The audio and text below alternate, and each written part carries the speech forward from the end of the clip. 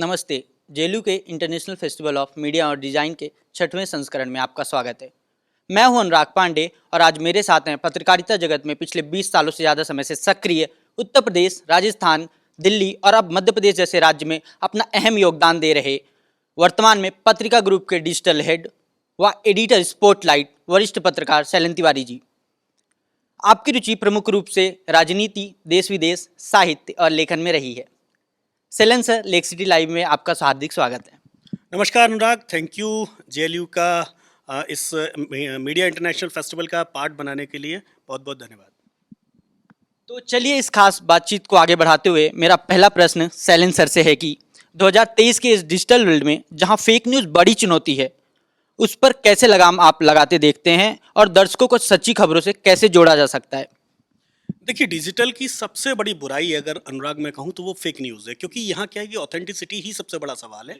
और यही वजह है कि डिजिटल वर्ल्ड कभी भी जो डिजिटल मीडिया की ऑथेंटिसिटी पर हमेशा से जो सवाल उठ रहा है वो सिर्फ और सिर्फ इसी वजह से, क्योंकि यहाँ कोई भी एक आप डोमेन रजिस्टर्ड करिए, उस पर कोई भी खबर बनाइए और उस खबर को आप जारी कर दीजिए और उसको सोशल मीडिया पर शेयर कर दीजिए। अब आप जो रीडर है, अब वो ये भूल जाता है कि ये ऑथेंटिक सोर्स से आई है या ये अनऑथेंटिक सोर्स से आई है। तो अब इसके लिए देखिए, ये यहाँ पर मैंने कहा ना कि मीडिया लिटरेसी की ज़रूरत है। एज ए रीडर आपको समझना पड़ेगा कि उसका जो डोमेन है वो कहाँ से आ रहा है, क्या वो पत्रिका है या वो ट्रस्टेड वेबसाइट है और उसका कंटेंट है, then you can trust it.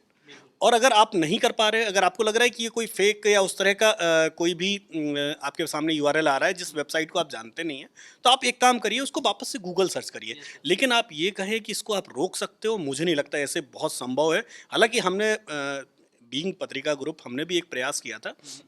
हमने फैक्ट फाइंडर शुरू किया था जब कोविड के टाइम में बहुत ही वीडियोस एकदम से अचानक से बाढ़ आई थी और बहुत ही फर्जी वीडियो आ रहे थे। तो हमने बाकायदा एक हेल्पलाइन जारी की।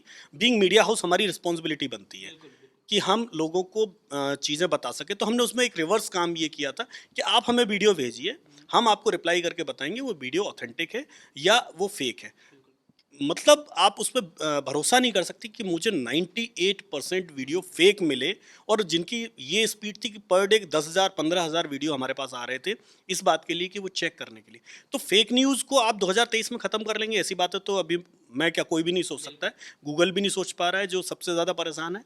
तो लेकिन हाँ, ये ज़रूर है कि ये अवेयरनेस एक कैंपेन होनी चाहिए और रीडर के लिए होनी चाहिए, क्योंकि पब्लिशर इसमें बहुत ज़्यादा रोल प्ले नहीं कर सकते। क्योंकि पब्लिशर तो, अगर मान लीजिए मैं प्रोपेगेंडा के सहत ही आ रहा हूँ, अगर मैं प्रोपेगेंडा लेके ही आ रहा हूँ, तो आप मुझे कैसे रोकेंगे? क्योंकि जब तक आप रोकेंगे तब तक तो मैं अपना प्रोपेगेंडा कंप्लीट करके निकल चुका हूँ।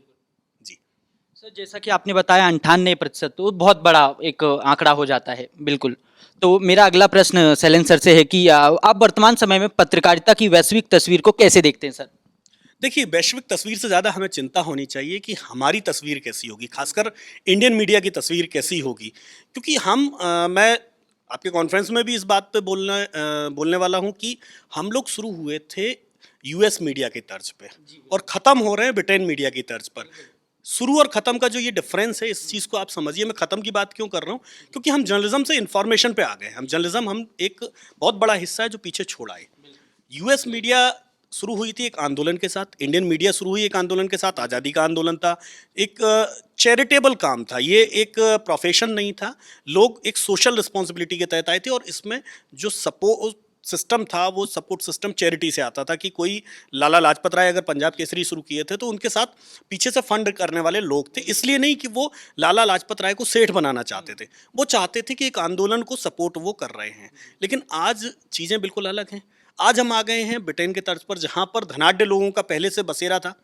वहाँ अखबार शुरू हुए हेडिंग कॉइन करके, क्योंकि उन्हें अखबार बेचना था, विज्ञापन कमाने थे, उनको बिजनेस बनाना था। तो हम आज उस मॉडल में कन्वर्ट होते जा रहे हैं। तो कहीं ना कहीं हमारे लिए चुनौती है। लेकिन इस चुनौती के बीच में भी दुनिया का सबसे बड़ा रीडर बेस हमारे पास है। दुनिया में जब प्रिंट श्रिंक हो रहा है, हमारे यहाँ प्रिंट अभी बढ़ने के बहुत बड़ा स्कोप है। हमारे यहाँ प्रिंट खत्म नहीं हो रहा है, टीवी हमारे यहाँ खत्म नहीं हो रहा है। टीवी का फॉर्मेट चेंज हो रहा है, टीवी आ रहा है वीडियो कंटेंट में। तो हम वीडियो कंटेंट को, हमने क्या किया है कि एक तो टीवी और वीडियो को हम समझ ही नहीं पा रहे हैं। टीवी बेसिकली अब वीडियो फैक्ट्री में कन्वर्ट होता जा रहा है। तो वीडियो फैक्ट्री है, वो वीडियो प्रोड्यूस कर रही है और आपको आगे अलग अलग प्लेटफॉर्म पर दे रही है। ठीक उसी तरह से प्रिंट अपनी एक ऑथेंटिसिटी के साथ सर्वाइव कर रहा है और वो आगे सर्वाइव करता रहेगा, और उसकी ग्रोथ के भी जो आने वाले चांसेस हैं वो ग्रोथ उसमें दिखेगी, क्योंकि लोगों को जो सीरियस रीडर है वो कहीं ना कहीं प्रिंट के साथ कन्वर्ट होता है। डिजिटल यूजर के साथ एक कभी जरूर तनाव है डिजिटल यूजर के साथ, क्योंकि डिजिटल यूजर बढ़ बहुत रैपिडली रहा है, मतलब उसका जो बाय फोल्ड बढ़ रहा है वो परसेंटेज में नहीं बढ़ रहा है, वो 2 फोल्ड 3 फोल्ड इस तेजी से बढ़ रहा है। लेकिन दिक्कत ये आ रही है जैसे ही वो मैच्योर रीडर हो रहा है वो अपने आप को ऑकवर्ड फील कर रहा है कि मैं कंटेंट क्या पढ़ रहा हूँ, क्या मुझे वो सीरियस कंटेंट अवेलेबल है, क्या मुझे वो सारी चीज़ें अवेलेबल है। इसलिए आप देखिए ना, हर साइट ने अपना कोई प्राइम सेगमेंट लेके आ रहा है, कोई सा, क्योंकि वो चाह रहा है कि रीडर जब एक अच्छे कंटेंट की डिमांड करे, एक बेहतर कंटेंट की डिमांड करे, तो हम उसको वो फुलफिल कर पाएँ। क्या होता है, आप एक चीज़ समझिए इसको, आप रोज़ दाल रोटी खा रहे हैं, आपको जब तक कोई दूसरा टेस्ट नहीं मिलेगा आपको दाल रोटी अच्छी लगेगी। लेकिन जैसे ही हम आपको दाल रोटी कितने दिन खिला सकते हैं, क्योंकि वो तो एक कॉमन कंज्यूम करने के लिए आपको फूड हो गया, लेकिन जैसे ही हम उसको थाली को इनरिच करते जाएंगे तो आपकी उसमें आदत बनी रहेगी, अदरवाइज आप वो थाली रिजेक्ट कर दोगे और आप दूसरी थाली की तरफ बढ़ जाओगे। तो कहीं ना कहीं हर मीडिया इंडस्ट्री में जुड़े जितने भी पब्लिशर्स हैं सबके लिए ये चैलेंज है कि वो अपना कैसे बेटर कंटेंट अवेलेबल कराएं रीडर के सामने, जिससे वो बना रहे। तो मैं नहीं समझता हूँ कि कोई मीडिया इंडस्ट्री के सामने, खासकर हमारे यहाँ, कि कोई बहुत बड़ा चैलेंज है। हमारे सामने चैलेंज सबसे बड़ा सिर्फ ये है कि रीडर को एंगेज रखने का, रीडर को मजबूत रखने का, और रीडर के भरोसे को बनाए रखने का, क्योंकि ट्रस्ट अभी सबसे बड़ा इशू इंडियन मीडिया के सामने बना हुआ है। जैसा कि सर आपने ट्रस्ट की बात की, तो मुझे लगता है वो बहुत अहम हो जाता है पत्रकारिता जैसे क्षेत्र में। महोदय, अंत में आप पत्रकारिता के क्षेत्र में मेरे जैसे युवाओं की पीढ़ी को क्या संदेश देना चाहेंगे? ये सबसे बड़ा सवाल है कि, क्योंकि एक जो मैं फील करता हूँ एज ए जर्नलिस्ट, मैं ये नहीं कह रहा हूँ कि हम लोग कुछ कर पाए हैं या मैं 20 साल की जर्नलिज्म में कुछ दे पाया हूँ, ऐसा कुछ नहीं। मैं भी आप लोगों की तरह स्टूडेंट हूँ, मैं भी सीख रहा हूँ आप लोगों से। इसलिए सीख रहा हूँ क्योंकि आप आ रहे हैं, जब मैं आया था तब ज़माना अलग था, सोशल मीडिया नहीं था, टेक्नोलॉजी नहीं थी। आज टेक्नोलॉजी भी है, सोशल मीडिया भी है, और आप जब जर्नलिज्म में आएंगे तो इन सारी चीज़ों से इक्विप्ड हैं, आपको सब आता है ये सारी चीज़ें। लेकिन एक जो सबसे बड़ी दिक्कत है, आप लोग के पास फोकस नहीं है, आप लोगों को पढ़ने की आदत नहीं है, आप लोगों को लिखने का शौक नहीं है। देखिए, जर्नलिस्ट बनने के लिए सिर्फ आपको आईक्यू लेवल नहीं चाहिए, आपको केवल ये नहीं, खबर की समझ के अलावा बहुत सारी समझ चाहिए। आपको कम से कम ये आदत डालनी पड़ेगी कि आप अपने मोबाइल में ये टाइमर लगाएं कि आप मोबाइल कितने आवर्स देख रहे हैं। आपके, अगर मैं सिंपली, आप अगर कभी ऑब्जर्व करेंगे तो आपका 4 से 7 घंटे के बीच का मोबाइल यूजेस आएगा, और जो अननेसेसरी होगा, जिसमें से लगभग आधा अननेसेसरी होगा। तो आप अगर उस आधे अननेसेसरी समय में से आप बचा लेते हैं, वो आधा समय बचा लेते हैं, तो आप उसको पढ़ने में खर्च करिए, आप नई चीज़ें, नए सब्जेक्ट को जानिए, आप उसके अलावा लिखने की आदत डालिए। क्योंकि एक सबसे बड़ी दिक्कत आ रही है कि आप हिंदी इंग्लिश जिस भी मीडियम से आ रहे हैं उसी में आपका प्रोनाउंसिएशन ठीक नहीं है, आपके स्पेल मिस्टेक बहुत ज़्यादा है।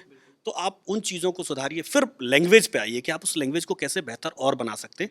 ये आर्ट है। देखिए, लिखना हमेशा, जैसे बोलना एक आर्ट है, हर आदमी को बोलना नहीं आता है, मुझे भी नहीं आता है, लिखना भी नहीं आता, लेकिन सीखने की एक प्रोसेस बनी रहनी चाहिए। जर्नलिस्ट वही है जो हमेशा सीखता रहे। तो बीइंग एज ए इंटर्न, या आप इस इंडस्ट्री में एंटर हो रहे हैं, तो पहली चीज़ ये है कि आप ये मान के चलिए, आप अपने दिमाग को खाली करिए। जब आप किसी न्यूज़ रूम में एंटर हो रहे हैं तो आप ये मान करके चलिए कि वहाँ आपको जो मिल रहा है वो अडॉप्ट करना है।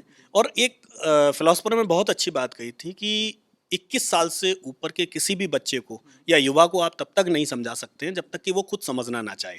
तो ये आदत आपको डालनी पड़ेगी कि आप समझने के लिए तैयार रहें, सीखने के लिए तैयार रहें, क्योंकि फील्ड और थ्योरी इसमें बिल्कुल अलग है। आप इंस्टीट्यूट में जो सीखते हैं वो आपके काम आएगा, लेकिन आपके लिए वो एकेडमिक तौर पर काम आएगा। वो आपके लिए फील्ड पर जब आप चीज़ें जाते हैं तो फील्ड बिल्कुल अलग होती है, चीज़ें बिल्कुल अलग होती हैं। तो आपको बहुत कुछ सीखना है, और अगर आप सीखने के नज़रिए से निकले हैं तो आपको ज़िंदगी भर मज़ा आएगा। क्योंकि ये एक ऐसा प्रोफेशन है अकेला दुनिया में, जिनको क्यूरियोसिटी है, जिनको कोलंबस जैसा, वास्को डी गामा जैसा भूत सवार है कि कुछ नया खोजना है, नया सोचना है, नया देखना है, तो फिर आपका इसमें स्वागत है। तो आप ऑन बोर्ड हो सकते हो इस इंडस्ट्री में। अदरवाइज तो फिर आप, अगर आपको नए का कुछ शौक नहीं है तो घर बैठो, पीआर या दूसरी इंडस्ट्री में चले जाइए, बहुत मज़ा आएगा। लेकिन अगर आपको वास्को डी गामा बनना है, आपको लगता है कि मैं कुछ, हर समय कुछ मेरे दिमाग में सवाल उठते हैं, उन सवालों के जवाब खोजने हैं, तो यहाँ ऑन बोर्ड हो, बहुत मज़ा आएगा। बहुत इंटरेस्टिंग इंडस्ट्री है। तो आप लोगों को मेरे हिसाब से एक बार अपने आप को सेल्फ असेसमेंट ज़रूर करना चाहिए कि आप वहाँ